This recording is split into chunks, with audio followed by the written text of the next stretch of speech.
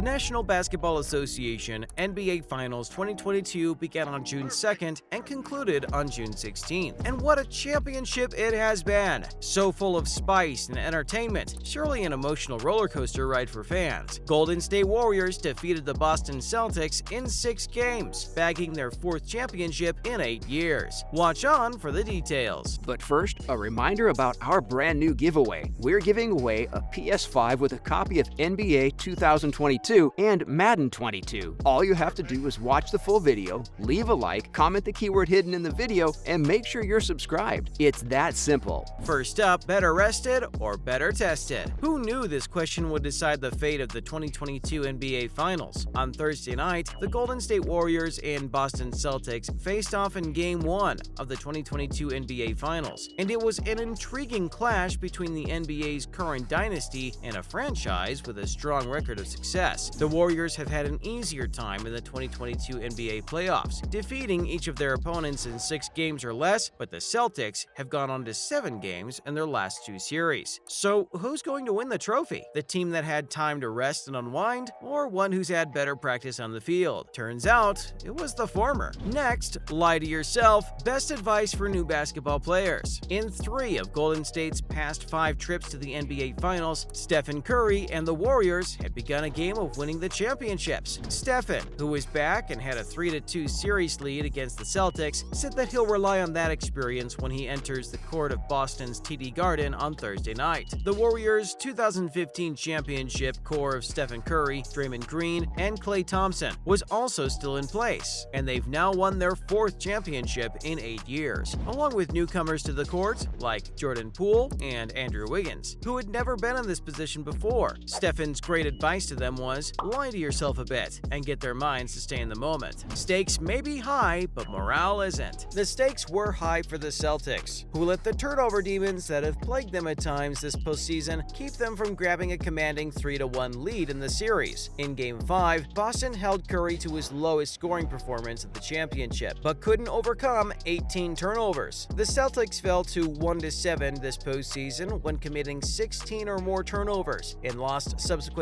games for the first time since March. Still, the Boston Celtics were confident about the upcoming season. The vibe was light at the end of Wednesday's practice session, with players chatting and laughing while getting some shots up. Celtics player Jason Tatum attributed the team's optimism to the team's recent postseason success. Boston reached the championship by winning Game 7 against Milwaukee in the second round and Miami in the conference finals. The Celtics entered the finals as the league's 12th team to win back-to-back, and to end Game 7 in the previous rounds. Tatum said that his mantra was due to whatever it takes to win and to remind his team that there's still basketball left to play. So as long as it's not over with, you got a chance. Now, prediction simulation. Over the past 3 seasons, the Sportsline projection model had simulated every NBA game 10,000 times and has produced well over $10,000 in profits for $100 players on its top-rated NBA picks. The model enters the 2022 NBA Finals with an impressive 88-59 record on all top-rated NBA picks, returning more than $2,200. Anyone who has followed it has received massive returns. The model also tried out Celtics versus Warriors simulations and predicted for Warriors to win, which, as fate has it, is actually what ended up happening. Can this simulation model run through possible questions for our next pop quiz? The model contemplated every advantage the teams may have had, including the Warriors having a whole week of recuperation after defeating the Mavericks in 5 games in the Western Conference Finals, and the significance of home court advantage. The extra rest may have also helped players recovering from injuries like Andre Iguodala's neck, Gary Payton II's injured elbow, and Otto Porter Jr.'s foot. Another consideration was that in the 2022 NBA Finals, Golden State was 9-0 at home and had won by a startling margin of 14.6 points per game, with 7 of the 9 victories coming by double digits. Thirdly, Golden State might have been sloppy after an entire week off, but Boston would have had plenty of time to recover following Sunday's win in Miami, without falling out of practice. Before the finals, the Celtics had flourished away from home, covering the field in 12 of their last 13 games. The final score prediction was 111 against 101, with the Warriors in the lead. One of the more famous Game 5 instances saw Tatum refusing to let Green steal the ball from him as he walked towards the benches during a timeout. The move was a representation of Green's mind games against a younger Celtics team team during the series, kind of like picking at them in a subtle way. Tatum gripped a basketball during his press conference next Wednesday. A reporter questioned him if he was still keeping it away from Draymond Green. About the other day, Tatum inquired, "Yeah, it's my ball." The move was rather dramatic, but it seems Tatum wanted to make a jab at Green.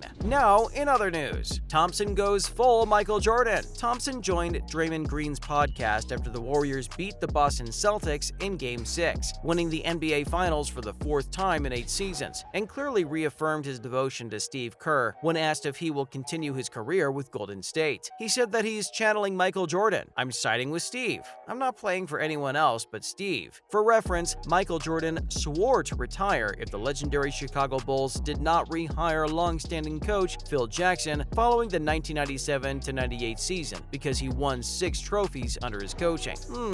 Loyal? This is just proof that if Steve decides to go coach somewhere else, Klay Thompson may very well follow him, if not leave the sport altogether. It's a good thing none of this seems to be likely anytime soon. Next, Ime Udoka sounds off on Jason Tatum. The NBA Finals came to a close with the Golden State Warriors beating the Boston Celtics in Game 6 by a score of 103-90. Boston's sluggish offense, reckless mistakes, and lack of defending cost them in Game 6, as they had all season. Golden State took advantage of Boston's inexperience, sealing their victory. They put pressure on Tatum throughout the finals, and Udoka says that Tatum should get used to the attention because that is the price that he has to pay for being one of the best players on the team. But the coach expressed his respect for Tatum's work ethic and said that the loss in this experience will help him become a better player. Sounds like mass disappointment to us. What do you think? Up next, debate sparked over Stephen Curry being in the top 10 greatest players in NBA history. After his win, the internet has gone into a chaotic debate about whether Stephen Curry deserves to be in the top 10 best NBA players of all time. Curry has glorified the three-pointer for the entire state, if not the whole world, but whether he is worthy of being on the same list as Bill Russell, Wilt Chamberlain, and Kareem Abdul-Jabbar, players who have won more championships and more trophies compared to him, in a matter of perspective, and if we dare say, emotions. Now, fan disappointment. Ouch! Imagine how disappointed the Boston Celtic fans were when they saw the final match going to nothing but a sure loss for their team. The mayor of Boston, Michelle Wu, gave an opening speech before the match, screaming, "Go Celtics!" to pump the crowd and support their home team. But unfortunately for the 10,000 fans at the watch party, the Celtics did not in fact go. They went off the court with their heads hanging in disappointment. Sorry, is it too soon? Fans departed the watch party in the fourth quarter, according to a video on the media, leaving the ballpark half empty well before the final bell even rang. After the loss, fighting and arguments broke out, and one Celtics supporter jumped in front of a live camera outside Fenway and yelled, "F Golden State! F Golden State!" to show his outrage and frustration. Lastly, Curry goes on a revenge spree. That man is up to no good, we tell you. First, it was the Boston bar that sold t-shirts saying, "Ayesha Curry can't cook," so he posted a picture of his trophy holding up that t-shirt, captioning it, "Bye Boston, we present to you Sass Queen of the Month, Steph Curry, everyone." The second instance was in a press conference where he held up his hand in a big zero gesture and said, "I clearly remember some experts and talking heads putting up the big zero," throwing shade at Dominique Foxworth and Kendrick Perkins, commentators who said they believe Steph should win 0 championships in the next 4 years. Foxworth and Perkins, how are you doing? That's a wrap for this video. What are your thoughts about this drama-filled NBA season? Which team did you support? And are you happy with the way things rolled out? Let us know in the comments below. Make sure to give this video a thumbs up and subscribe to our channel for more videos like this. See you in the next one.